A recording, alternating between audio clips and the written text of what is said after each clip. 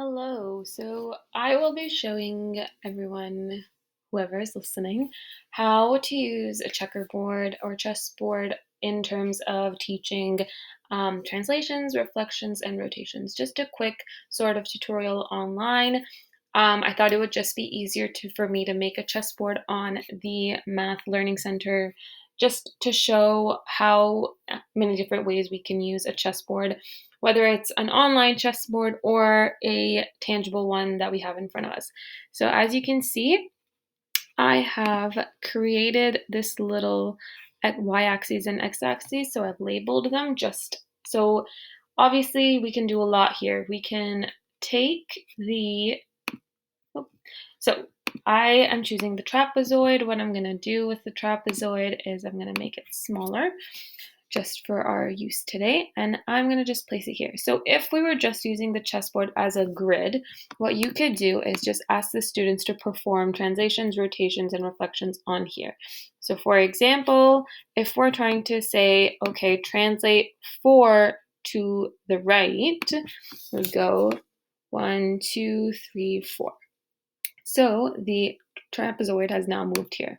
If we wanted to perform a reflection upon the x-axis, which would be right over here, this red line, what I'm going to do is I'm going to grab another little trapezoid, make it smaller, and then what we're going to do is we're going to reflect it on to the other side. Obviously, on the Math Learning Center, they don't have the reflection sort of tool, so I'm just using the rotation, but in person, it would be much easier to perform the reflection. So then if you wanted to perform a rotation, say you told the students, okay, go translate 2 to the right, 2 to the left, sorry, and then I want you to rotate. So obviously, since we're starting at this position over here, we're gonna go 1, 2, and then if we wanted to rotate 90 degrees, we could just do something like this. So then you get that. So in this way, you can see that you can perform all these things. The students can use this to create an image that is pleasing to them.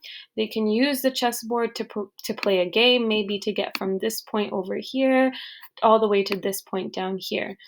Honestly, there's a lot of things that we can do to differentiate this. You can let the students choose what kind of game they make, or you can make the game yourself as the educator, or you can just ask the students to perform reflections, rotations, and translations on this sort of grid using the chessboard. So this was just a quick sort of overview on what different things we can do with a chessboard in order to teach the different mathematical movements. And there you go.